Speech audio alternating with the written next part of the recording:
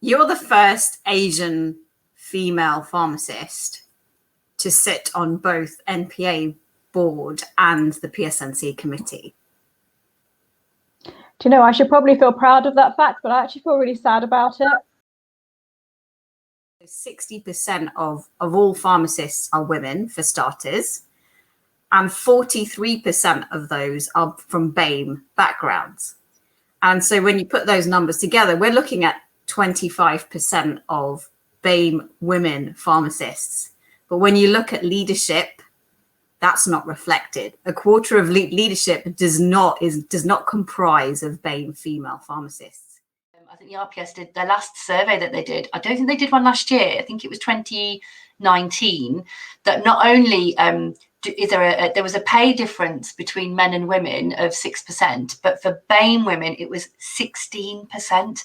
So not only are we not fulfilling the leadership roles, there's a massive discrepancy in pay as well. I don't want to be the only woman when I look around that table. And I don't want to be the only BAME woman when I look around that table. And sometimes I look around the tables and I think, why aren't there people who look like me and think like me and act like me? And it feels very lonely. And so I can understand why women would maybe be a bit frightened to even take that first step. But I'm still alive. I haven't been eaten. As a woman, I feel sometimes that I have to work twice as hard as my male counterparts to get half the recognition. As a BAME woman, it's even worse. And we're doing the same job. We're doing the same job as our male counterparts, and we should be absolutely recompensed for that, and we're not. We hear it a lot with boards within pharmacy and the execs and top execs within pharmacy, that they're pale, male and stale. And that was a phrase that was coined, and I can't remember who said it. It was at a conference, and you're nodding because I know you've heard it, that pharmacy is pale, male and stale. And it is, that sadly is the case. And actually young female pharmacists of BAME origin really are not in the upper echelons of management in any part of the sector. And when we're so representative of the sector, to be so underrepresented at those levels, of course we don't have as many then role models for the younger people to sort of look up to. And I think, for a really long time, and I say this from my own personal experience, I stayed in the background. Like, I was quite happy to just not say anything, not raise my voice, not, speak what I wanted to speak. And I think we need to work towards raising our own voices. And I sometimes think, is it my fault? Is it my fault that I'm not visible?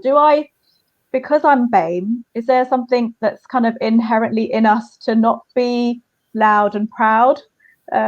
Is there something that comes from our parents always having to conform into a new society that we kind of want to fit in as opposed to stand out? Once you're clear on why you're in the room and you know that you're doing it for the greater good and you've got that at the heart of everything, there's absolutely no reason why you can't command that respect and have that courage to speak up and have your voice heard. I've now started working with so many more women in pharmacy, and there is absolutely one trait that I see in all of them, and it's the lack of confidence. It's that constant need for reassurance. They look to other people to give them the reassurance because it's not within themselves. So because they're always looking outwards for that reassurance, they just have this huge hole where they should be confident for themselves. They just don't have it. It's like, well, I can't do that. Little old me, that's not possible. And this isn't just BAME women. This is all women. All women, and there's something wider around that. Why is it that we all struggle with this confidence? People look at you, Rena, and they'll be like, look at how much she does. She owns her own business. She sits on 2 boards. She's a PCN lead. She does, this, that, and the other. How does she do it all? And she's a mum. She's got 2 kids, homeschooling and all of that. How is she doing it? She's a superwoman. And then they look at themselves and this is the problem. It's all very well looking at somebody externally and going, they're amazing. But it's when we turn it on ourselves and we use it to, as sort of a stick to beat ourselves with. Well, I can't do that. I'm clearly not as good. So, you know, if I can't do it, and I can't manage all the things that she manages, so I'm just not going to bother. And I'll just stay hidden, like what Conwell said. I'll just stay hidden, and I know what I'm doing here, and I'm comfortable, and everyone knows me, and I've been doing this job for years, and I'll just carry on doing what I'm doing. I've always felt like we can't approach that person and speak to them about what they do, but you'll be surprised at how many, you know, how many pharmacists would happily, you know, get on the phone to you and speak to you about what they do. And that's one of the things that I think we really, what I really want to encourage through this cross-pollination, right, of like ideas and thoughts and, you know, jobs. You know, really, you can make pharmacy what you want it to be. You can do a lot. You can achieve a lot in life. And I do manage all of these things somehow. And I'm smiling and I'm okay. And it is possible. And it's actually really fulfilling and really enjoyable to be, you know, working towards the top of your game. And so one of the reasons I think, you know, women shouldn't think, oh, I can't do that. I think we should think, I can do that. And how do I do that? And let me have a chat with that woman. How does she do that? You know, and by all means, get in touch with me. Ask me how I do things. And trust me, I'm not perfect. Things go very wrong many times. But I have, you know, like I said, I wish I'd met you guys years ago because you would have helped me get to the path I've got to. But I've had to learn life hacks and coach myself and teach myself self-awareness and teach myself all of these different things to kind of allow myself to be able to do a bit of everything, which I actually really, really enjoy doing. A lot of pharmacists that I speak to, they don't even have the confidence to reach out to another pharmacist and speak to them, you know. And if there's one thing that this past year has allowed us to do, it's to connect so much more easily online. Kind of a lot of things that you guys can definitely help with in terms of the coaching, the self-leadership, all of those things that, to be honest, I've taught myself. But if I'd met you guys years ago, I so would have taken your help, because I've had to learn these things for myself and kind of push myself to those positions. And obviously I have had mentoring as well, which I'll talk about as well. If you think about how nervous we felt as new mums, it's as nervous as we feel, you know, in the roles we're doing right now. We're always feeling like, you know, am I doing the right thing? Is there a better way to do this?